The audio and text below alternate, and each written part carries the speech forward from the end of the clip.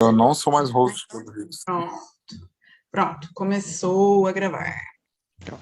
Ah, sim, eu fiz você de host, é por isso que... Tá, agora eu faço você de host de novo, para você controlar lá a entrada, peraí.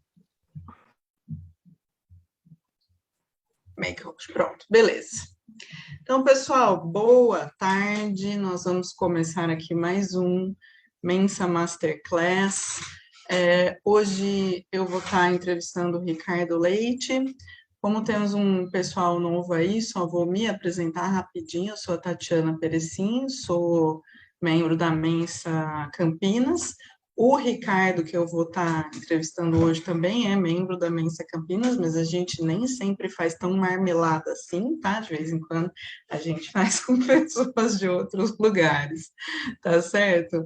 E aí, a gente tem algumas perguntas que eu já tenho aqui na minha listinha para fazer para ele sobre o assunto que o Ricardo vai estar trazendo hoje, mas no final, a gente sempre costuma abrir para quem está na plateia, porque a gente sabe que vocês têm outras questões, cada um tem, né, perguntas específicas que gostariam de fazer, então vão só segurando a ideia de vocês aí e a gente vai ter um tempo para perguntas no final.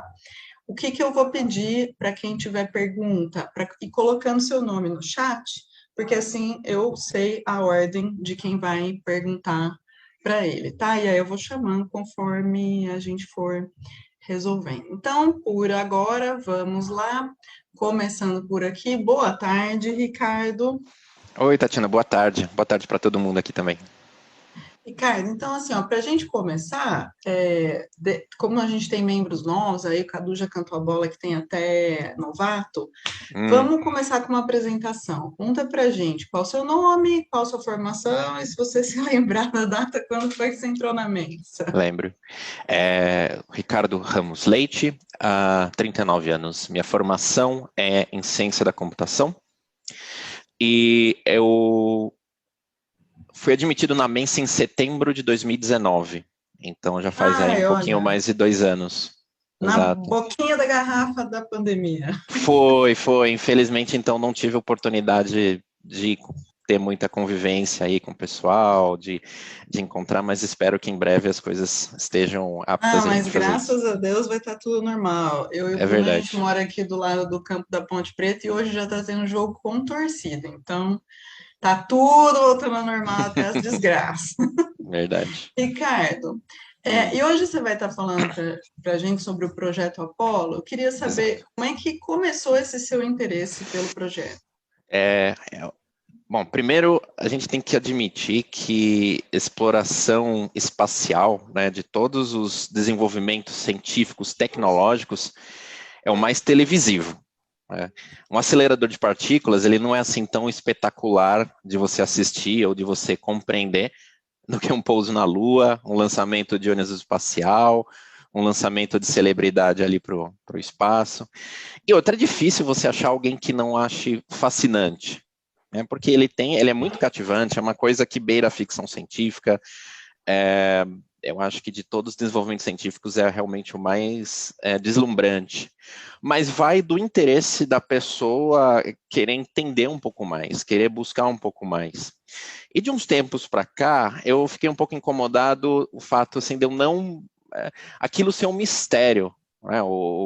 Em particular, essa fase dos projetos Mercury, Gemini e Apollo eram mágicos. Assim, a gente sabe o que aconteceu, sabe mais ou menos que em 1969 pousaram 2 astronautas ali, o pessoal em geral conhece o Neil Armstrong e o Buzz Aldrin, talvez alguns lembram do Michael Collins, coitado, que ficou no módulo de comando. É o quarto Beatle, né? No caso é o terceiro ali, mas que ficou ali no módulo de comando, mas era tão importante quanto, mas ninguém se lembra que teve outros que pousaram na Lua, outros 10. E muito menos o que envolveu tudo isso, como que isso foi possível há mais de 50 anos, 52 anos, né, que teve o pouso. E desenvolvimento para poder chegar lá foi uma década, até que foi bem rápido. Né? Então, eu sempre quis entender um pouco mais, compreender um pouco mais. E hoje em dia existe muito material está muito mais disponibilizado, muito mais disseminado. Existem livros, existem YouTube, hoje em dia tem canais excelentes, até mesmo no Brasil, a respeito de exploração espacial. Muito mais a questão recente, né? Porque hoje ele voltou à voga, né? O assunto. Mas, assim, também tem muito material dessa época de ouro aí, da década de 60, né? Que foi quando teve essa corrida espacial americana com a União Soviética. Então, Se eu foi esse o meu entendi, interesse. então, basicamente, apaixonou e fuçou, né? Exato, exato. Eu acho que é tudo que eu fui olhando, lendo atrás, assim, buscando, foi material que está disponível de uma forma ou de outra, e fui gostando muito. Não sou um especialista na área, em particular na parte de foguete, é o que eu menos compreendo ali. Eu sei como que se procedeu, tudo, mas me interessou muito também um assunto que é muito pouco difundado, muito pouco discutido, que é a parte dos computadores. E aí tem a ver um pouco com a minha formação em ciência da computação. Né? Pouca gente sabe que no Apollo tinha 3 computadores ali, então é isso que também me interessou, saber essa minúcia, essa parte específica. Tá. Então vamos lá, compartilha com a gente o que é que você descobriu aí sobre o projeto Apollo, o que é que o projeto tinha de tão especial, que Tá te bom. cativou desse jeito. Tirando o fato que levou 12 homens a andar na superfície da Lua e voltar, né? O desenvolvimento tecnológico, em particular na época que esse desafio foi lançado, né? Como que foi possível, né? Tem um autor aí, um dos desenvolvedores lá do Apollo Guidance Computer, do computador eu vou falar mais para frente, ele diz que para fazer o projeto Apollo dar certo, foi preciso pedir emprestado partes do século XXI e trazer aqui para os anos 60. Então, esse desenvolvimento tecnológico é muito interessante. O lado político é interessante também. O lado político da Guerra Fria, que levou os americanos a apostar tudo nessa aventura, porque eles estavam aí sofrendo derrotas sucessivas na corrida espacial, na Guerra Fria, na corrida espacial. Era Sputnik, Yuri Gagarin, sondas que a União Soviética lançava. Aí eles decidiram, não, vamos para o limite, vamos para alguma coisa que eles não têm como vencer. Assim, vamos apostar tudo aí realmente num objetivo astronômico, vamos pousar na Lua. Então, essa aposta, esse enfrentamento de aventura e todo esse desenvolvimento, tudo aquilo que foi necessário se construir, se desenvolver, se pesquisar para dar certo aquilo que o Kennedy falou em 61, que deu o discurso lá, we choose to go to the moon, né, nós vamos chegar na Lua até o final dessa década. Ele fez esse discurso 2 vezes, né, acho que uma em público, outra para o Congresso, se não me engano. E para poder fazer isso dar certo. Então, é muito fascinante apostar nessa aventura. Entendi. Bom, você disse que o projeto tinha muitas coisas, a parte que você mais ficou seduzido teve a ver com os computadores, né? Também. Você pode falar um pouco para a gente sobre isso? Assim, claro. Que computadores que foram utilizados e como é que a gente compara eles com os daquela época e até mesmo com os de hoje em dia? A gente compara com muito cuidado, porque hoje em dia acaba virando um clichê, falar assim, os computadores que foram usados para levar o homem na Lua não se comparam nenhuma fração do que hoje a gente tem no nosso smartphone, no nosso telefone. Se você levar no ponto de vista direto, assim, do hardware, pode até ser, mas eles tinham algumas particularidades que os nossos computadores não têm. Primeiro, haviam lá três tipos de computadores. Tá? Um que é o principal é o AGC, é o Apollo Guidance Computer. Ele foi desenvolvido pelo time do MIT. Tá? Existiam duas cópias dele, do hardware dele, uma no módulo de comando. Só até para poder explicar melhor, como que foi para quem não está ciente, acho que antes de eu falar do computador, explicar por que ele era necessário. Tá? Eu acho que é interessante a gente falar.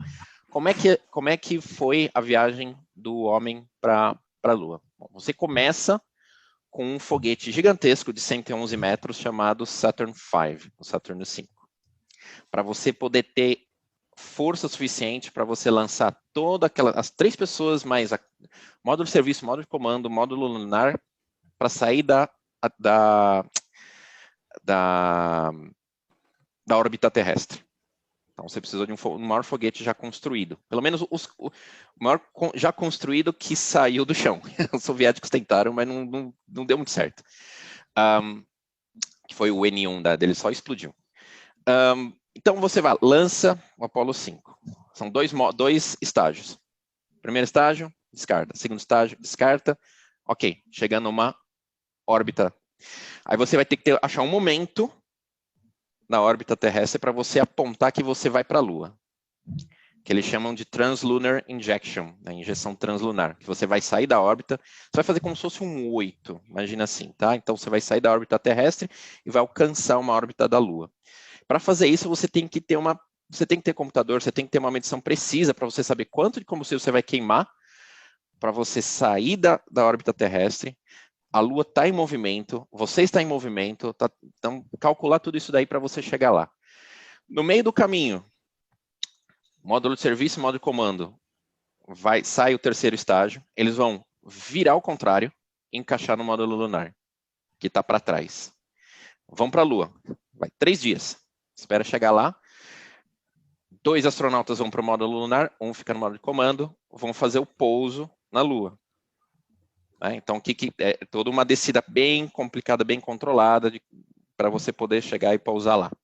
Pousou, ok, planta uma bandeirinha, blá, blá, blá, blá, blá, beleza. Voltou, tem que sair com o módulo lunar, parte do módulo lunar fica na Lua, então você vê, às vezes tem uma imagem da Apollo 17, que eles conseguiram uma câmera lá, o módulo lunar voa, fica uma base ali embaixo.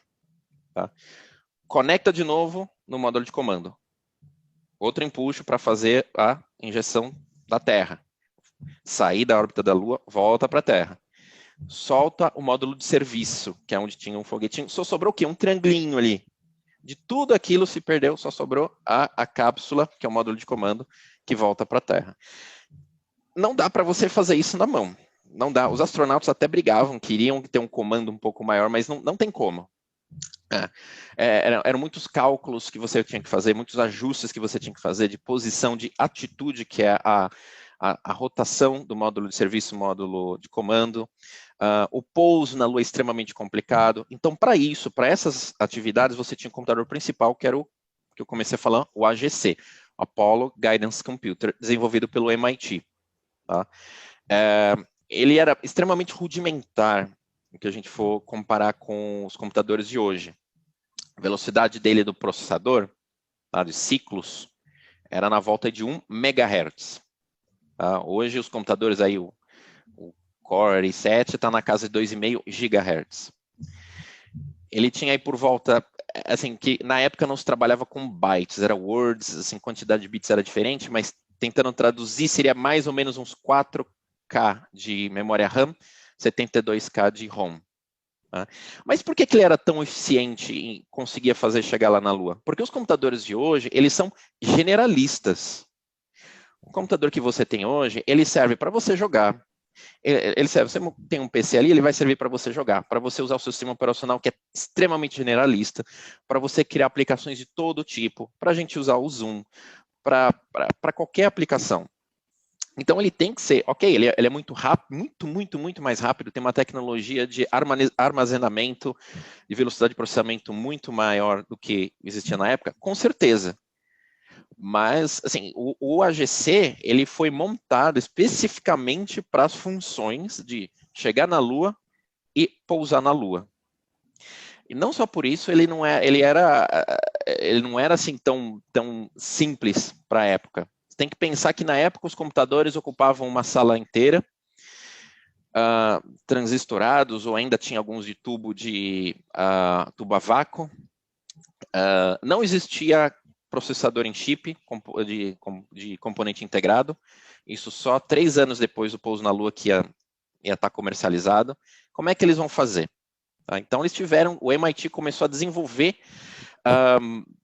uma tecnologia, um computador especificamente para poder fazer as contas, para poder fazer o controle de tudo que o Apollo, que o comando do Apollo precisava para chegar lá, para poder pousar na Lua, para poder fazer integração com os diversos componentes, porque ali você tinha giroscópio, você tem acelerômetro, você tinha sextante.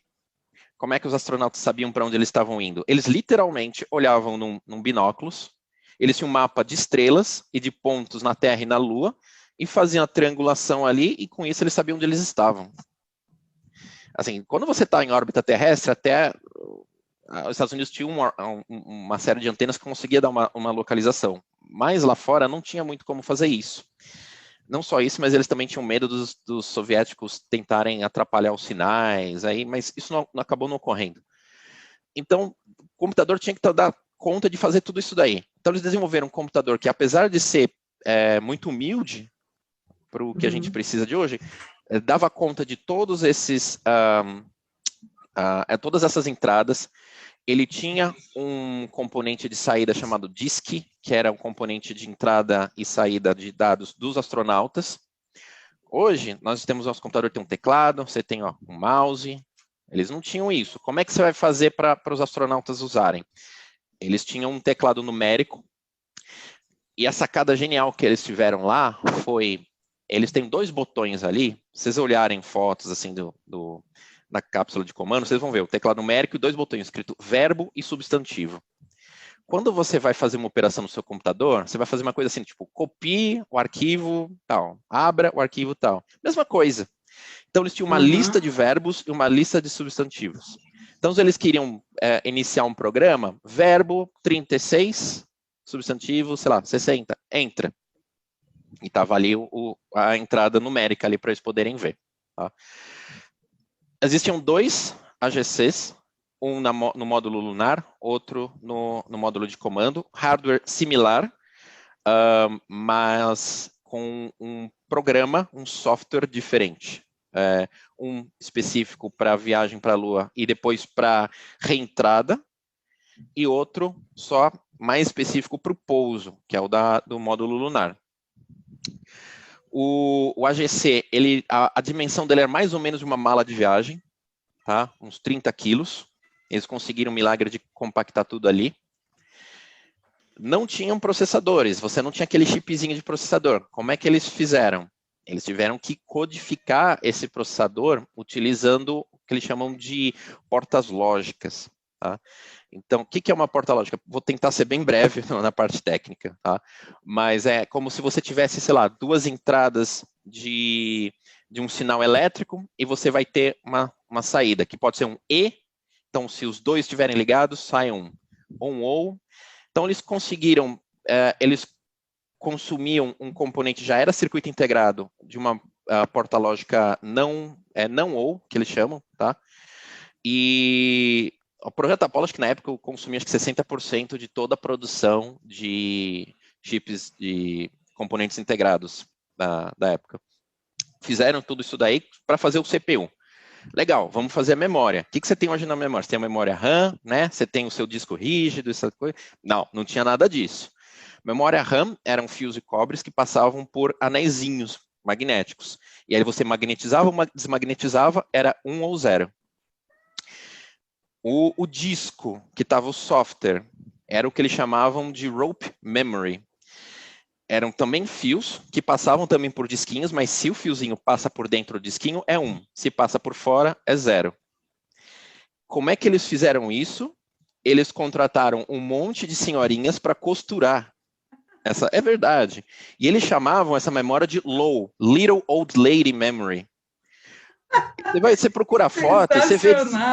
É verdade. O que eles faziam? Eles tinham um programa, código-fonte. O programa, para você transportar um computador, você tem uma linguagem de máquina. E no final das contas, você vai transformar essa linguagem de máquina em zeros e uns. Um processador, ele tem lá 8, 16, depende do processador, entradinhas. Então, ele vai sempre buscar qual que é o próximo comando. Aí você vai mandar lá, 0, 1, 1, 0, 1. Ah, esse comando é tal coisa. Beleza. Então, eles transformaram tudo isso em zeros e uns, colocaram numa lista, chamaram as senhorinhas lá, vocês sabem costurar, vem cá, pega aqui, vai, se for 1, você passa dentro, se for 0, você passa fora. E assim vai. Foi tudo costurado à mão. Muito interessante Aí mesmo. eles dobraram tudo aquilo e encaixaram ali e conseguiram fazer o computador caber dentro da especificação de tamanho e de peso. E dá para começar a entender por que você apaixonou por essa história, né? Porque é um desafio incrível e muita criatividade envolvida, né? Sim, sim. Era o que existia de mais, assim, eles foram para o máximo do máximo da tecnologia. Era uma coisa assim, era o limite da tecnologia em todos os aspectos, no aspecto dos foguetes, no aspecto dos computadores, em tudo.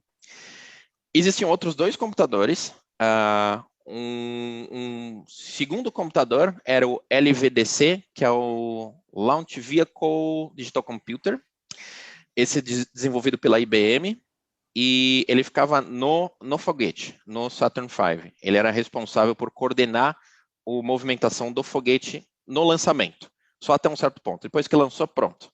Já saiu da órbita, aí já é o Apollo Guidance Computer, o AGC, que vai controlar tudo. Ele era bem mais primário, ele era bem mais simples, ele era baseado no computador usado na missão Gemini, que a IBM tinha desenvolvido. Ele basicamente era meio que uma calculadora. Ele não tinha disco, assim, uma memória que ficava fixa, não tinha o Little Lily Memory, então era só memória RAM, ele tinha que estar ligado. Como é que eles faziam? Eles literalmente levavam uma máquina lá de cartão perfurado para perto do foguete e carregavam aquilo ali. E falavam, não mexe, está carregado, pronto. Existia um terceiro computador que foi muito raramente usado, graças a Deus, que era o Abort Guidance System, que era um computador mais primário também, que ficava só no módulo lunar. Se desse um chabu, vai ter que abortar tudo no pouso. O AGC não está funcionando. Tem um terceiro computador, cuja missão era só voltar para o módulo de comando e encaixar de novo para ir embora. Só isso. Ele chegou a ser usado umas 2 vezes, acho que uma no Apollo 11, por umas questões aí de gimbal lock, eu posso até detalhar. E a outra mais famosa no Apollo 13. Eles desligaram o Apollo Guidance Computer porque ele gastava muita energia. Então eles usaram o AGS meio que numa gambiarra ali. Porque eles voltaram com o módulo lunar. O módulo de serviço estava destruído, então o módulo lunar que foi usando os jatos para poder voltar para a Terra. Fizeram um improviso total. De que eu me lembre, foram só essas 2 vezes que foi utilizado. Mas o AGC, ele é o filé mignon ali do projeto Apollo. Ricardo, e esses equipamentos não foram sendo atualizados? Todas as missões do projeto Apollo usavam o mesmo equipamento? O mesmo equipamento, sim. O software era atualizado. O software, ele passava por algumas revisões. Eles faziam um freeze de mais ou menos, acho que uns 6 meses antes. Por exemplo, no Apollo 11, houve um problema, posso até falar depois aí o famoso erro 1201, lá na hora do pouso, de sobrecarga do processador. Eles fizeram algumas melhorias ali no software, mas o hardware, ele não chegou a alterar. O Apollo Guidance Computer, ele teve 2 versões. Ele teve Block 1 e Block 2. A Block 1 não chegou a voar em missão tripulada. Ela era mais básica, era assim, não ia dar conta. Aí eles perceberam que precisava do Block 2. O Block 2 só ficou pronto lá pela Apollo 8. Aí eles foram com a Block 2. O hardware não mudou. Ele foi usado até o projeto Skylab, até 75. Foi o mesmo hardware. Porque eu acho que foi assim do tipo, tá funcionando, não mexe. Já está homologado, mas o software ele tinha revisões. Entendi. Bom, você deu uma cantadinha numa bola aí que tanto a IBM quanto o MIT estavam envolvidos com os projetos dos computadores aí para o projeto Apollo. Temos comentários sobre o envolvimento dessas 2 empresas, né? Sim, exato. O que acontece? A IBM, ela tinha aí o contrato do computador do Gemini, que depois virou o LVDC, que era o da Apollo. E o MIT ficou com o filé mignon, ficou com o Apollo Guidance Computer, com um negócio ali que vai botar o homem na Lua, um negócio maravilhoso. E nesse desenvolvimento, a IBM ela ficou meio enciumada, né? Ainda mais quando chegou no momento que a NASA decidiu assim, olha, vamos ter uma ligação direta do Apollo Guidance Computer para o LVDC. Se o LVDC falhar, o Apollo Guidance Computer vai tomar conta do Saturn V também. Aí foi a gota d'água, a IBM bateu o pé e falou, não admito. Eles pararam tudo, eles pararam o projeto Apollo, eles contrataram uma consultoria chamada Belcom, uma consultoria terceira, e falou assim, então, dá uma olhadinha nisso aqui, nas especificações, né, com segundas intenções, e a Belcom, claro, que chegou para a NASA e falou assim, olha, o AGC não vai dar conta, vocês têm que parar tudo e trocar pelo da IBM. Isso em 63, já faltando uns 6 anos aí, né, mas já estava num nível de desenvolvimento. Aí, ok, pararam tudo, o MIT parou tudo, pegou todo o seu time, começou a fazer uma especificação detalhada a respeito dos prós e contras e mostrar que aquela auditoria, aquela consultoria terceira, não estava falando coisa com coisa. Porque o maior argumento que eles tinham é o seguinte, olha, o LVDC, na verdade, eles são 3 computadores, e são mesmo, eles são 3 computadores ligados, e eles pegavam a média da resposta de 2 deles. Então, se um dava a resposta 10 e outro dava 20, é o 20. Então, isso é suficiente para provar que é o melhor. Eu falei, não tem cabimento uma coisa dessa.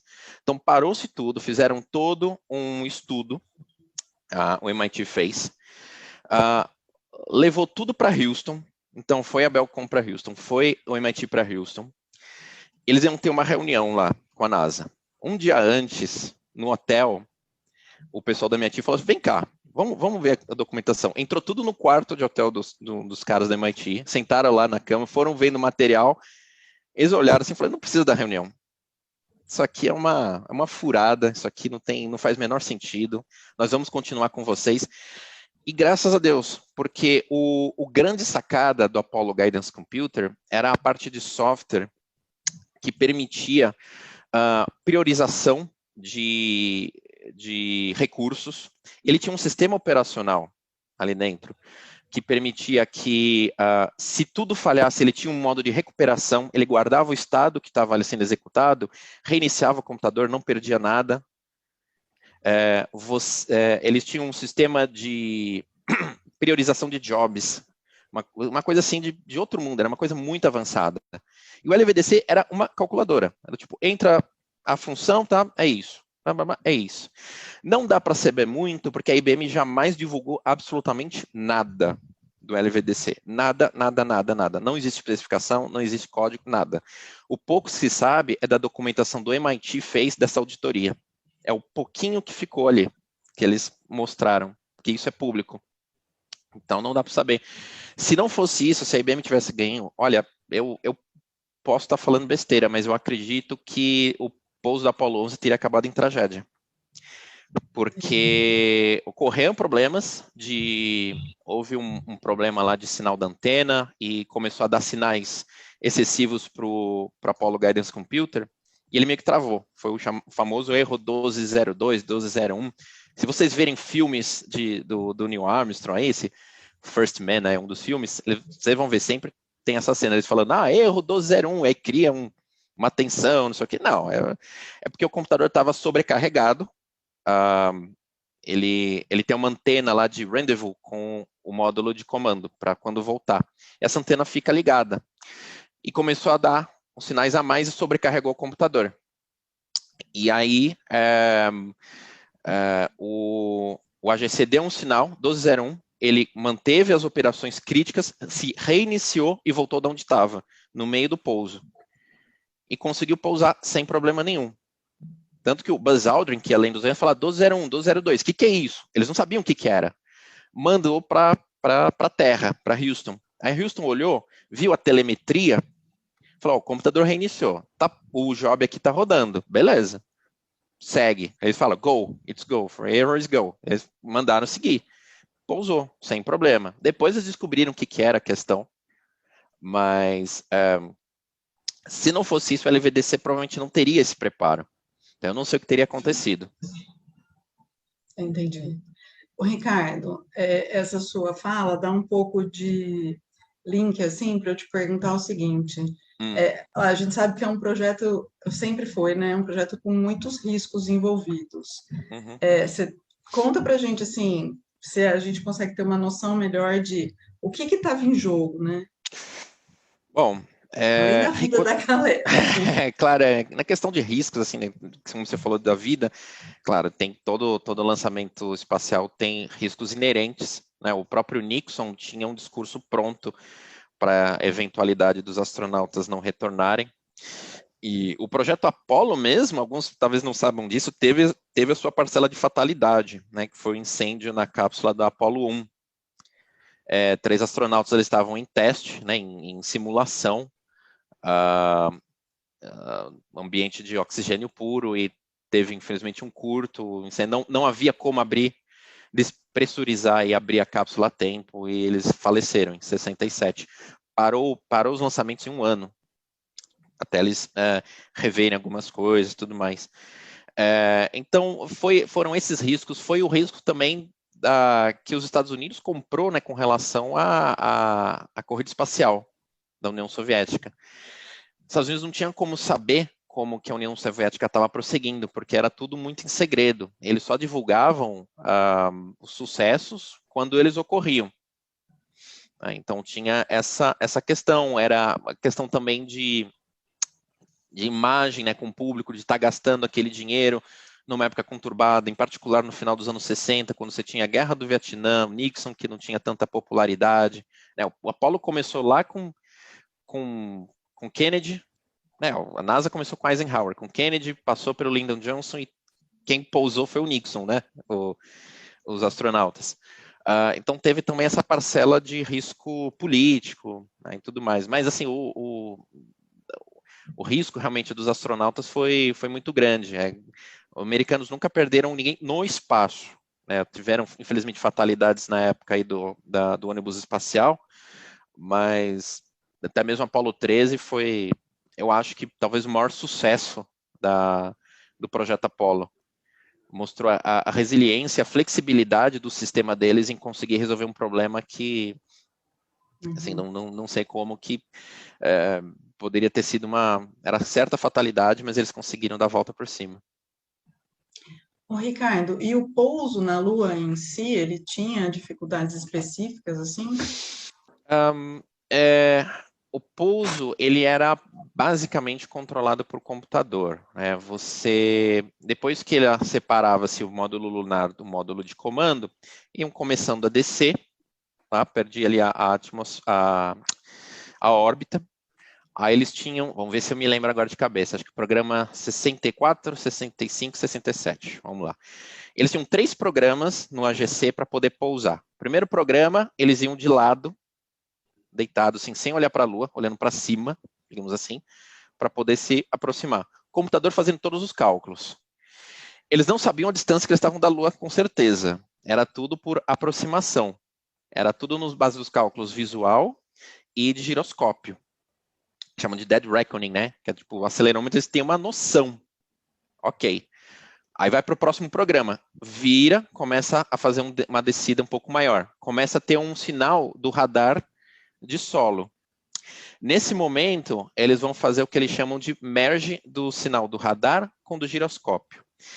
Se o giroscópio está falando que eles estão eu não vou lembrar as altitudes, mas digamos 6.000 pés, e o radar está dizendo 3.000, o procedimento na NASA era abortar, porque aí tem alguma disparidade muito grande. Se a disparidade é pequena, eles mergeavam os 2 números e seguiam.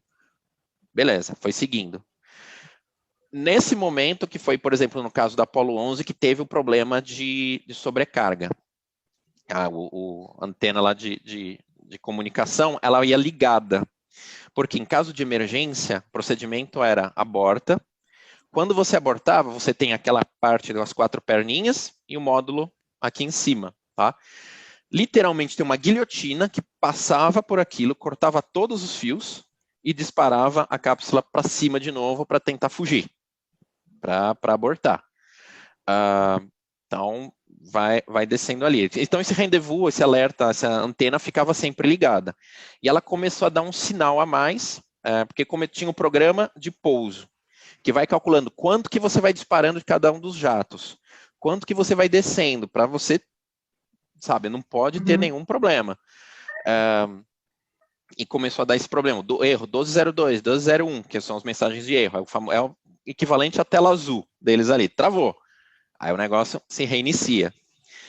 E aí o Buzz Aldrin percebeu o que estava acontecendo, ele até, tipo, tinha um comando que ele apertava lá para ver a distância, ele parou de apertar. Aí, ok. Aí, nisso, ele vai pro... Tinha um programa 66, que era um programa do computador pousar sozinho, que até onde eu sei nunca foi usado. Aí ele vai para o programa 67, quando está chegando, que é o acordo que a NASA tinha com os astronautas. Ok, vocês vão pousar, vocês vão pegar o controle. Mas na verdade mesmo era o computador, porque aquilo era um fly-by-wire. Então o Neil Armstrong ele estava do lado esquerdo, com um manche. E ele olhando na janelinha dele, e na janelinha dele ele tinha como se fosse uma cruz, com os números. E ele olhando ali, ele ia mirando aonde que ele queria pousar. E o computador mostrava, olha, com o programa que eu tenho, eu vou pousar no 312. O Buzz Aldrin do lado direito ia cantando os números para ele. Falando 12,6, 12,7, significa eu vou pousar aqui. O Neil Armstrong olhou aquilo e falou, a gente vai pousar direto numa cratera. Não rola. Então ele começa a jogar um pouquinho para cima. Quando ele joga para cima, ele não está empurrando o módulo lunar para frente, ele está alterando esse número de pouso. E o computador vai calculando quanto que ele tem que disparar dos jatos para poder pousar certinho. Aí ele vai lá de novo, eu vou pousar no 12,4. Ele foi empurrando. Aí o Buzz Aldrin foi falando 12,5, 12,4, beleza. Aí vai chegando. Quando vai chegando bem próximo, vocês vão reparar que o módulo lunar ele tem, parece que um fiozinho solto ali. Aquilo é um radar de tocar no solo. Quando aquele fiozinho tocou no solo, eles sabem que eles estão ali a um metro. Acende uma luz azul. Então, todo filme que você vai ver, eles vão ver lá, luz azul. Vai iluminar ali, é que encostou. Aí vai aproximando e o Neil Armstrong solta ali. No Apollo 11 foi apertado, foi faltando muito pouco combustível, com aquele alarme buzinando, o Neil Armstrong com sangue frio foi levando o negócio lá. Pousou e falou lá, Tranquility Base here, the Eagle has landed. Que o Eagle é o codinome do módulo lunar. Então, foi assim que foi o pouso. Entendi. Gente, fazer um negócio pela primeira vez, eu, como psicólogo, uma coisa que eu sempre falo para meus clientes é que tudo que a gente vai fazer pela primeira vez, a gente tem que estar de boa com o fato de que a gente vai fazer mal, porque a gente está aprendendo e vai melhorando. O que eu estou entendendo aí é que eles não podiam se dar ao luxo do processo de aprendizagem, né? Eles tinham que acertar na primeira. Sim, teve muito treino. A Apollo 10 chegou a destacar o módulo lunar, chegou a descer um pouquinho, mas voltou. E é engraçado que a NASA propositalmente não colocou combustível suficiente para não dar a tentação dos astronautas pousarem. Então falou, não, se vocês pousarem, vocês não voltam. Não colocou o suficiente, eles ficaram com medo de ter um motim. Então a 10 foi até lá, a 9 ficou só em órbita para testar os acoplamentos. A 8 deu a volta na Lua no Natal de 68. Então foram feitos vários testes, eles treinaram exaustivamente cada um dos passos, cada uma das coisas. Então eles estavam mais do que preparados para aquela missão. Foi só realmente o fato do ineditismo, né? Foi na hora do vamos ver. Sensacional. Como eu falei no começo, né, a gente abre para perguntas e aí a gente já tem uma pergunta aqui, viu, o Ricardo, do Bruno Teixeira, disse assim, ó, tem um filme que tem umas mulheres negras que calculavam para essa missão. No filme, eles fazem acreditar que os computadores não eram muito confiáveis. O que isso tem de real? Eu não vi esse filme, então eu não sei exatamente qual computador. Eu sei qual é o filme, mas infelizmente eu não tive a oportunidade ainda de vê-los, de ver esse filme. Mas eu não sei exatamente qual dos computadores eles estão se referindo.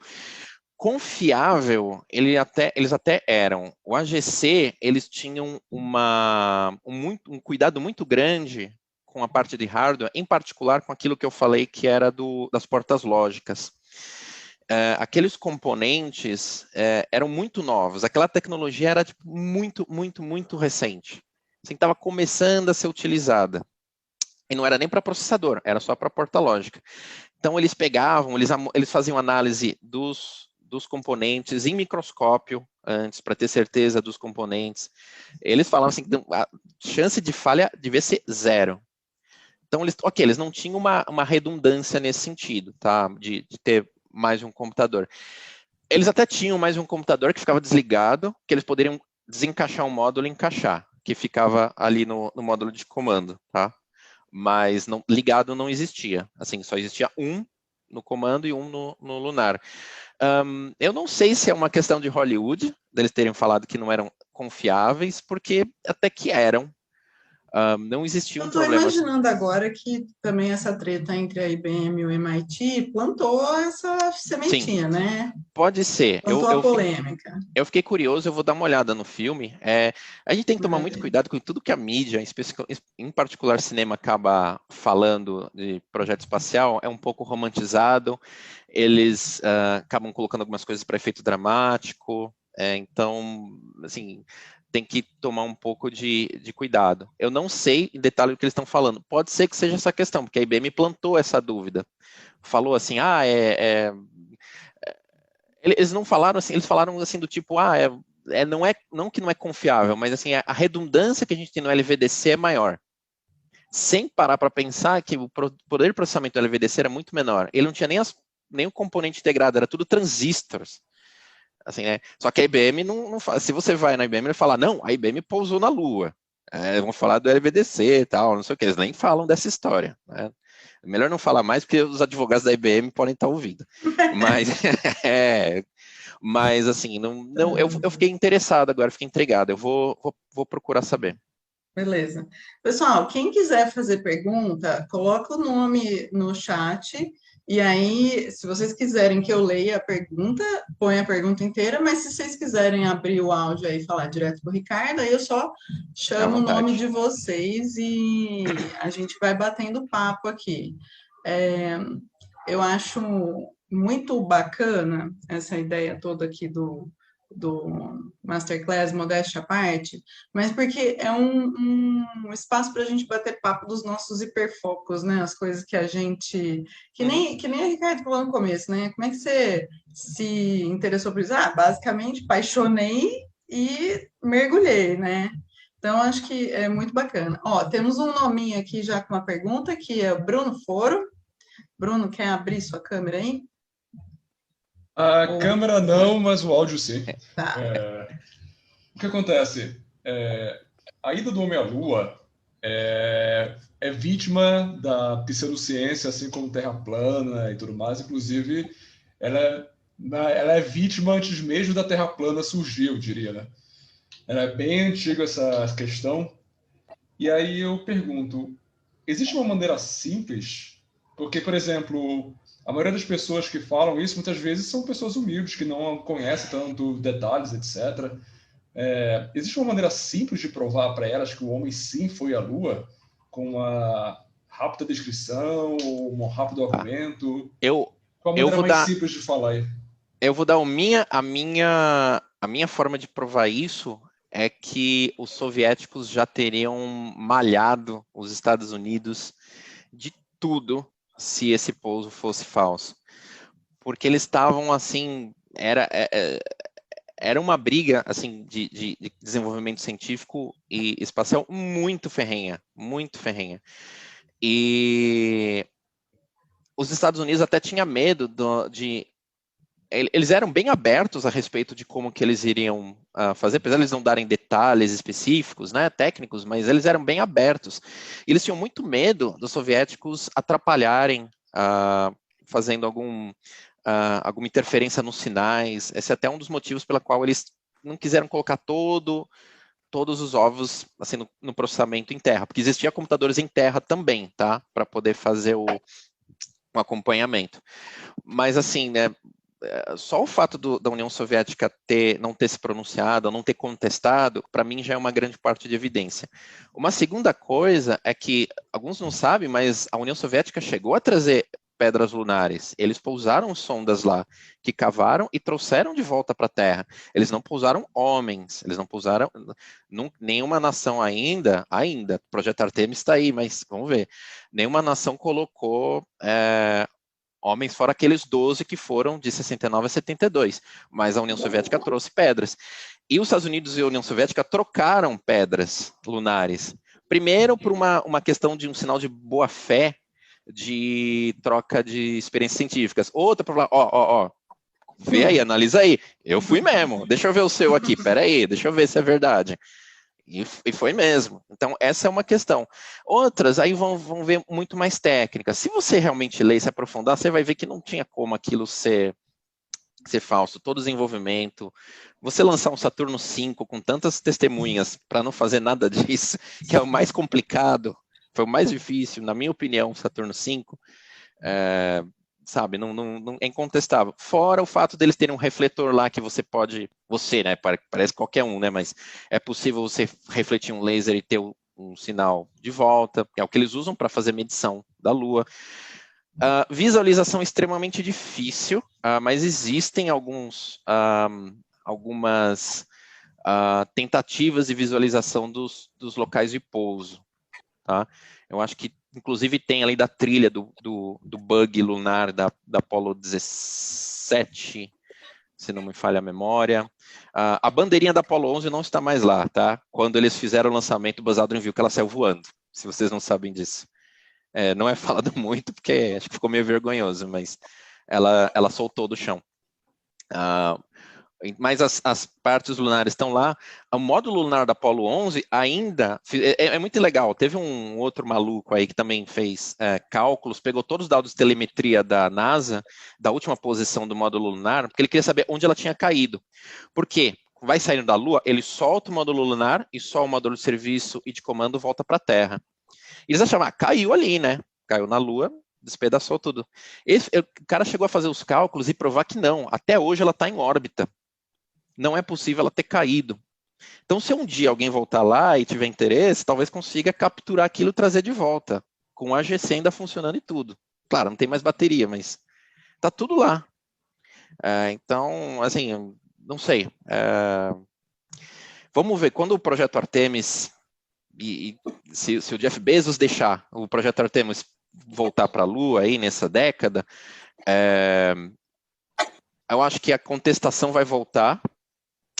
Muito mais gente vai voltar a falar que aquilo é falso, mas a gente vai ter uma outra tecnologia que talvez vai permitir ter mais evidências, melhor qualidade de vídeo e fotos. Vamos ver como que vai ser. Mas fora isso, infelizmente, não... E mesmo você mostrando isso, a pessoa pode chegar e falar... quando ela está... já tem aquilo na cabeça que ela vai negar, não sei muito o que tem que fazer, não.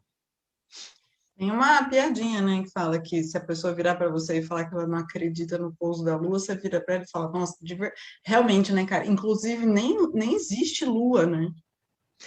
A Terra é plana, redonda. É pronto, assim, instalado o reino da maluquice. Sim. Pessoal, temos outras perguntas por aí? Eu vi que o Rogério abriu o microfone. Rogério, você quer falar alguma coisa? Pois não. Desculpa, não, é que vocês viram, eu cheguei meio atrasado, estava limpando a casa aí. Não tem problema, a gente está gravando. Não, mas tudo bem. Ricardo, eu não sei se você chegou a falar disso não sei se você chegou a falar disso durante a palestra, mas eu gostaria de saber o seguinte: quanto a esse pessoal que faz esse exercício, por exemplo, a gente já entrou no tópico sensível de terraplanismo, né? Você não acredita que isso não seja mais um exercício mental do que efetivamente uma crença? Algo mais que nem aqueles jogos em que você não joga com as cartas, mas joga com o jogador? Eu acho que a Tatiana vai estar muito mais gabaritada a responder isso do que eu. Mas boa pergunta. Eu não sei, para ser sincero, eu nunca me interessei em me aprofundar muito a respeito. Eu cheguei a ver um documentário bem assim sobre isso, sobre terraplanistas, mas eu achei mais uma curiosidade do que um assunto factível. Eu acho que são uma minoria, assim como você vai ter várias pessoas que acreditam em certas a certos pontos, certas questões. Ainda tem do pouso na Lua.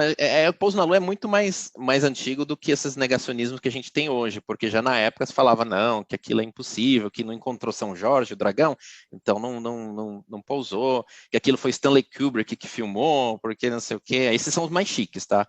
Esses que falam do Kubrick são os negacionistas mais chiques. Mas assim, a gente vai fazer o quê? Sabe, eu procuro pesquisar, não pela essa questão de negação, porque eu nunca tive isso como uma contestação, mas pela questão de compreensão, porque é um assunto que, para mim, é uma das maiores conquistas científicas da humanidade. Pelo menos que a gente tem registros, né? E é tão pouco conhecido, assim, é tão vago, é tão desconhecido, as pessoas parece que não têm interesse nem de se aprofundar um pouquinho como é que isso foi possível. Né? Eu tive. Então, eu espero que isso desperte talvez o interesse de cada um, não só no passado, mas também nas perspectivas que a gente tem aí do futuro. É verdade. Teve um comentário aqui, né, Pamela, falando do projeto Artemis para 2024. Eu vou fazer um parêntese, porque isso daí está uma polêmica. Não sei se vai ser 2024, por 2 motivos. Está muito atrasado o projeto. Primeiro, porque eles estão com alguns problemas de desenvolvimento dos trajes espaciais. Segundo, que existe, infelizmente, uma rixa aí entre SpaceX e Blue Origin, entre o Elon Musk e o Bezos, muito grande. E existia uma competição aí, não é bem uma competição, como se diz ali, uma seleção da NASA para saber qual que ia ser o módulo lunar. E a SpaceX ganhou com o Starship. E o Bezos falou, não aceito a derrota, levou para o tapetão, está metendo processo atrás de processo para melar e é capaz dele interromper o Artemis como um todo. E ele já fez isso com o Pentágono. Eles tinham um projeto de concorrência da Microsoft com Azure e a AWS lá no Pentágono. A AWS, a Amazon, a Cloud, perdeu. Ele falou, o quê? Não aceito perder. Meteu processo atrás de processo, foi entravacando o negócio, acabou com o projeto. E ele está perigando fazer isso de novo. Que cara ridículo. Mas... Então, eu tô na torcida. Se eu fosse o William Shatner, que foi agora, eu iria com uma plaquinha escrita assim, Bezos, drop the lawsuit. Pare com esse processo, por favor. Porque vocês não é uma questão de ego. Me remete a essa questão da IBM, MIT. É a mesma história. É o ego falando na frente do desenvolvimento científico. Bezos, não foi dessa vez, cara. Não tem como comparar. O Bezos, ele faz um lançamento ali até a linha de Kaplan, até 100 quilômetros e volta. A SpaceX botou o Inspiration 4, vão assistir o documentário na Netflix, é muito interessante, colocou 4 civis em órbita a 560, acima ali da estação espacial por 3 dias. Qual é o nome desse documentário? Eu não vou lembrar o nome, mas é Inspiration 4, ele é isso. Ok. Ele é o programa, o projeto. Foi em setembro agora o lançamento. Olha. Não, vou ver. Eu lembro. Uma perguntinha, posso, por favor? Deve. Obrigada. Eu lembro, quando eu era adolescente, eu já tenho 58 anos, né? Eu lembro que era muito fanática de sci-fi e tudo isso, né? Das viagens espaciais. E agora, não sei, às vezes penso, com todo esse orçamento, né, que leva a fazer uma missão dessas aí, eu acho que estamos aí nessa... briga, não temos assuntos mais urgentes aqui na Terra. Como você vê assim? Porque, obviamente, você fala de tudo isso e eu fico super empolgada, né? Esse numerinho de 4 cabais vai ficar aqui gravado por muito tempo, acho. Mas, às vezes, não sei, penso... E agora estamos aqui, por exemplo, que não sabemos se vamos ter assim uma polarização mundo ocidental contra a China. Não sei. Exato. coisa, fome na África, fome no Brasil, mais que na África, né? Fome no Brasil também, né? Eu vou pegar uma carona só no comentário da Pamela para dizer que essa semana o príncipe William da Inglaterra fez uma crítica ao Jeff Bezos e o Elon Musk, dizendo que a gente tem um problema do aquecimento global, que merecia que fosse gasto muito esse dinheiro, muito mais com isso do que com viagens espaciais. Por isso, eu tenho às vezes esse conflito de para onde, né? Que é o prioritário? Não Vamos sei. lá. Assim, o orçamento que a NASA tem, gente, primeiro, definir aí o que a SpaceX faz por conta, o que a NASA faz por conta. A SpaceX ela é uma empresa privada. Então, ela faz o quê? Lançamento de satélite e ela faz lançamento do Starlink, assim que ela tem a renda dela. Starlink é o satélites de internet, ela quer meio que democratizar acesso à internet em locais onde não é possível. Eu acho que é um benefício. Tá? A NASA, o orçamento da NASA hoje é muito menor do que era antigamente. Em particular, corrigindo pela inflação, o que era na época do Projeto Apollo. Corrigindo pela inflação, o Projeto Apollo acho que custou uns 100 bilhões de dólares. Olha. Acho que era 6% do PIB americano na época. Bom, Oi? Não, já que virou meio roda de conversa aberta, virou roda viva, eu acho que a Ricardo e Pamela acreditam que a questão aí que permeia esse negócio de por que devemos dar dinheiro para a Terra no invés de mandar para o espaço, acho que seja uma questão, eu batizei vulgarmente de questão Elysium, né? Porque tem muito a ver com aquele famoso filme de ficção científica Elysium, né? Porque o que acontece é exploração do espaço, ou na verdade colonização do espaço, significa significa tentativa de lugares melhores para morar do que a Terra no futuro. Por quê? Porque acreditam que no futuro muitos lugares aqui da Terra estarão, se diria assim, inabitáveis ou estariam tipo superlotados, então a qualidade de vida aqui decairia muito. Então, para onde é que iria a nobreza? Para onde é que iria a elite? Para o espaço. Sei lá, teria uma colônia tipo na zona de órbita. Teria a terraformação de Marte, teria a exploração das luas de Júpiter, né? Europa e Calisto, né? Dentro de 150, 200 anos, né? Acredito que seja isso. Rogério, então, o pessoal tenta chegar na frente, né? Eu duvido que o plano de negócio do Elon Musk esteja pensando em coisa de 300, 400 anos. Primeiro ponto. Eu acho que isso é ainda terraformação de Marte e essas questões assim de vida fora do planeta. Exploração em Marte dentro do nosso, assim, ainda nós vamos ver isso. Eu dou uns 50%. Tá? Agora, uma coisa nessa questão de habitação, de popular outras partes fora do nosso planeta, eu acho muito difícil.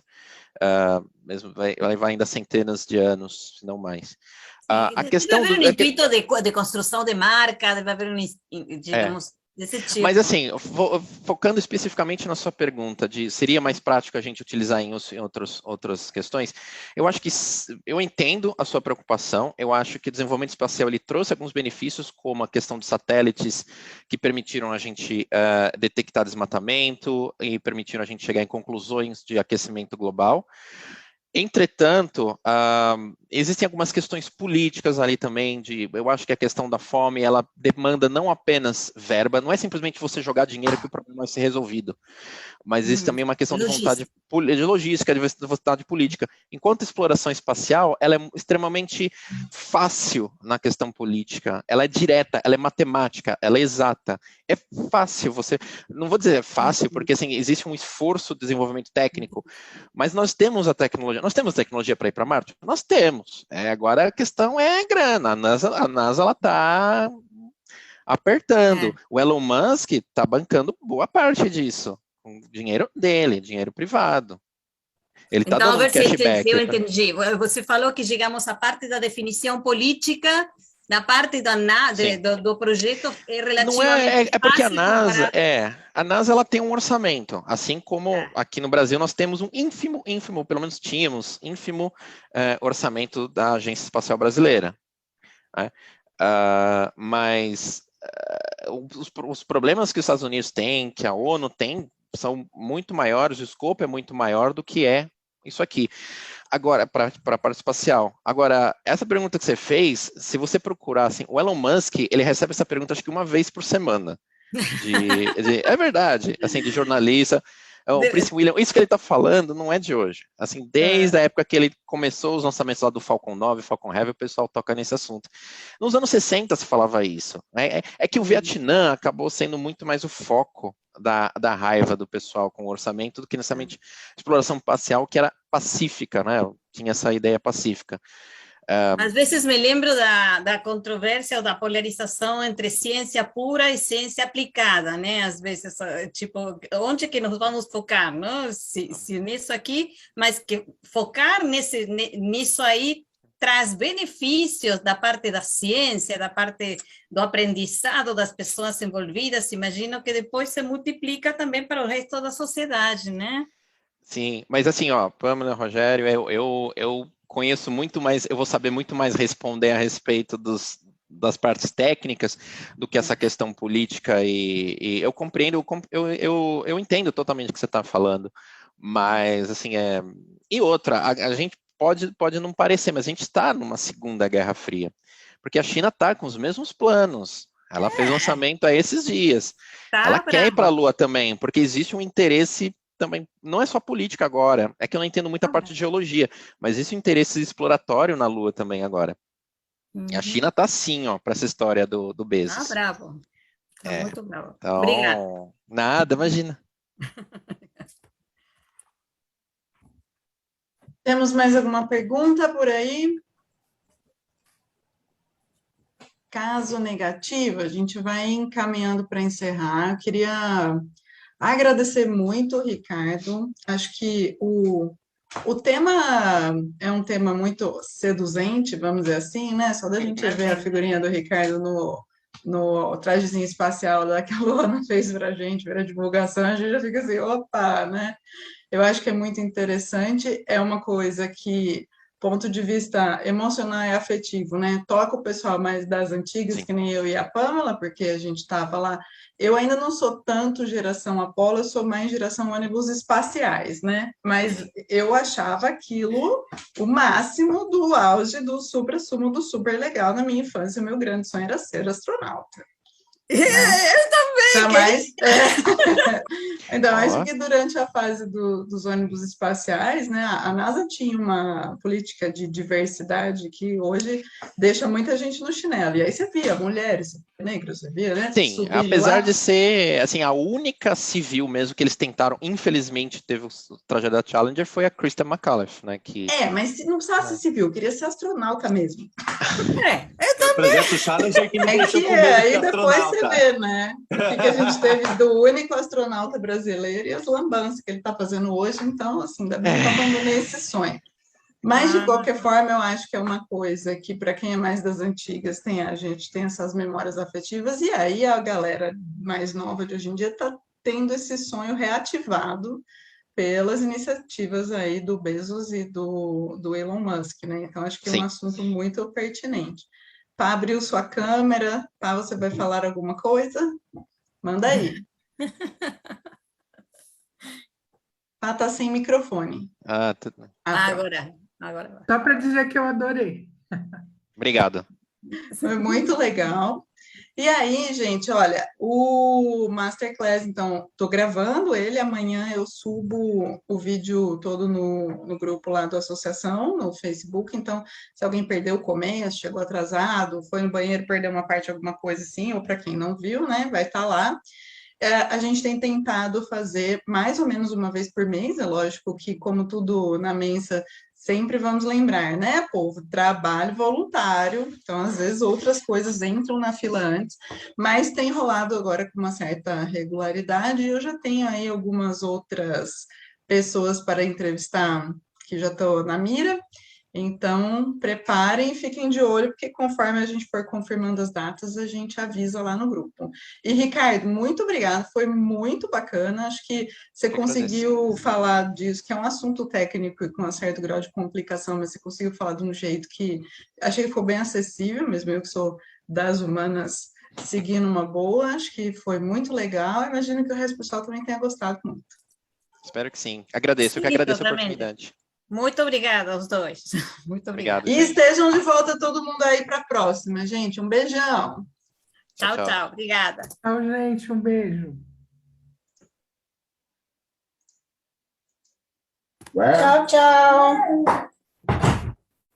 Tchau, cara. Tchau. Vou fechar aqui. Tchau.